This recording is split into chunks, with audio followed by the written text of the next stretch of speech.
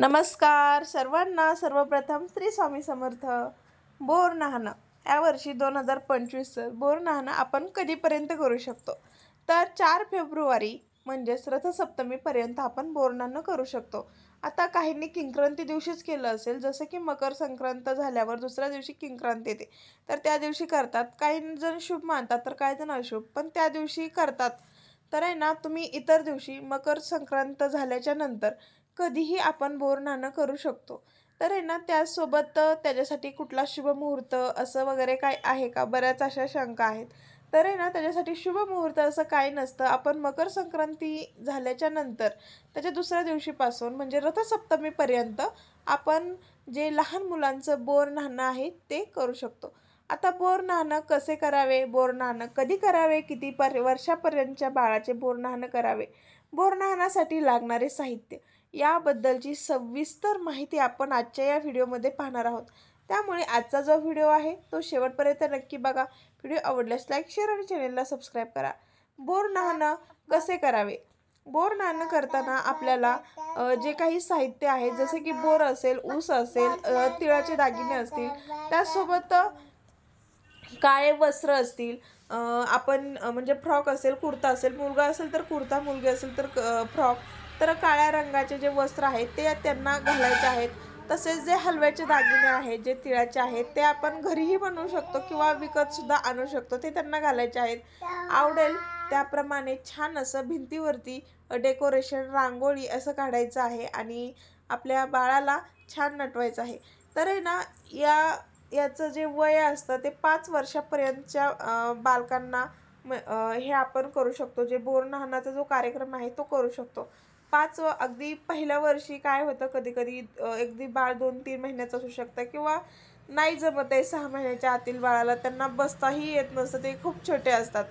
तर आहे ना, अशा वेळेस बोर नाणं नाही करता येत. मग आपण यावर्षी म्हणजे दुसरं वर्ष असू शकतं, कारण की मला तर माझ्या बाळाचं गेल्या वर्षी करता आलं नाही. म्हणून मी यावर्षी करण्याचा निर्णय घेतला. त्यावेळेस बाळ माझं 3 महिन्याचं होतं, त्यामुळे मला तर काही करताच आलं नाही. हो, पकड. आणि आहे ना, मग यावर्षी तसंच तुम्ही सुद्धा करू शकता. तुमचं बाळ आता 2-3 महिन्याचं असेल तर तुम्ही पुढच्या वर्षी सुद्धा करू शकता. असं या बोर नाहण्याचं महत्त्व आहे. असं म्हटलं जातं, भगवान श्रीकृष्णाला बोर नाणं घातलं होतं, कारण की आतला जो बदलता ऋतू आहे, हिवाळा आहे. हिवाळ्यानंतर येतो तो उन्हाळा येतो आणि बदलता ऋतू जो आहे तो आपल्या मुलाला, बालकाला जे आहे ते बाधू नये म्हणून हा जो बोर नाहण्याचा जो कार्यक्रम आहे तो केला जातो. आता त्यांच्या अंगावरून गोळ्या, चॉकलेट, ऊसाचे तुकडे, त्यासोबत बोरं, जी काही पदार्थ आहेत ती चुरमुरे, ती आपले मुलं जे आहेत ते खात नसतात. मग त्यांच्या डोक्यावरून पावसासारखा वर्षाव केला तर मुलं अगदी आवडीने खातात आणि त्यांना एक चाहूल लागते, एक उत्सुकता लागते. हो, त्याच्या डोक्यावरून पडलाय, पाऊस पडलाय, आपण खावं, याची उत्सुकता, एक वेगळं मनोरंजन सुद्धा होतं आणि त्या निमित्ताने मुलं ते खाऊ लागतात. बदलत्या ऋतुमानानुसार हा जो कार्यक्रम आहे तो केला जातो. येणारा उन्हाळा आपल्या मुलाला बाधू नये याच्यासाठी. तर तुमच्याकडे बोर नाण कसं करतात ते सांगा. तर आहे ना, असं हे केलं जातं. आता आपण 5 वर्षापर्यंतच्या म्हणजे 1 वर्षाचा पहिला असेल तर तुम्ही करू शकता, दुसऱ्या वर्षी करू शकता, तिसऱ्याही करू शकता, चौथ्याही, अगदी 5वं वर्ष जरी चालू असेल तरी तुम्ही करू शकता. असं हे बोर नाणाचा मुख्य उद्देश आहे की लहान मुलांच्या अंगावरून आंबट गोड जे पदार्थ आहेत ते पडले पाहिजेत आणि जे इतर छोटे मुलं आहेत त्यांनी ते वेचून खाल्लं पाहिजे, असं याचा अर्थ होतो. पण आहे ना, आता खरं सांगायचं झालं तर आपण जेव्हा कुठं बाहेर राहत असतो तेव्हा आपल्याला भेटत नाही कुणी, मग लहान मुलंही भेटत नाही. मग आपल्याला इतर ज्या गोष्टी असतात किंवा लहान मुलं असतात किंवा बायकांना बोलवायचं असतं, तर हे काय म्हणजे आता सिटीच्या ठिकाणी कसं कुणी कोणाच्या घरी जात नाही. प्रत्येकजण आपापले नातेवाईक बघतात किंवा आपापल्या गावाकडे जाऊन हे जे सण असतात ते साजरे करतात. किंवा मग खूपच असं म्हणजे आपण जेव्हा इतर ठिकाणी राहायला जातो तिथे सुद्धा म्हणजे जास्त ओळखी नसतात. मग आहे ना, कोणी कोणाच्या घरी जात नाही. जे ते आपापल्या पद्धतीने आपापल्या घरीच करतात.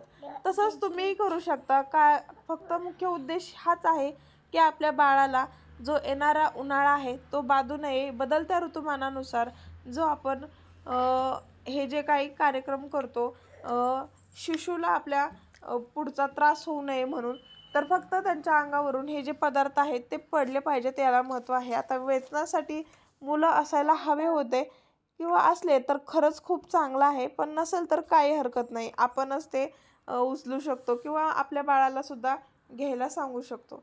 तर असं हे आहे.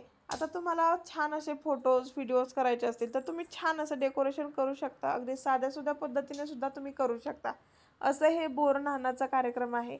आपल्या बाळालाही छान वाटतं आणि त्याचसोबत आपलाही उत्साह, मनोरंजन असा वाढतो. तर माझे 2 बालक आहेत.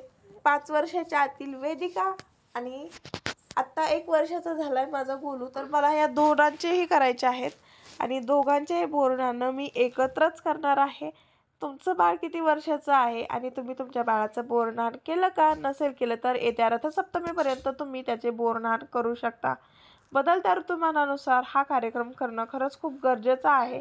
आणि आत्ताची मुलं जी आहेत ते ऊस नको म्हणतात, म्हणजे इतर ज्या गोष्टी आहेत, आहार जो आहे ते सेवन करत नाहीत. आणि सगळ्यात अगोदर जो बोरनाणं केला होता, ज्याला केलं होतं तो म्हणजे आपले जे बाळकृष्ण आहेत त्यांना केलं होतं. आणि त्याची खूप छान अशी कथासुद्धा आहे. चला तर मग आपण आजचा व्हिडिओ इथेच एंड करूयात. व्हिडिओ आवडला असेल लाईक, शेअर आणि चॅनलला सबस्क्राईब करा. सर्वांना सर्वप्रथम श्री स्वामी समर्थ. चला बाय.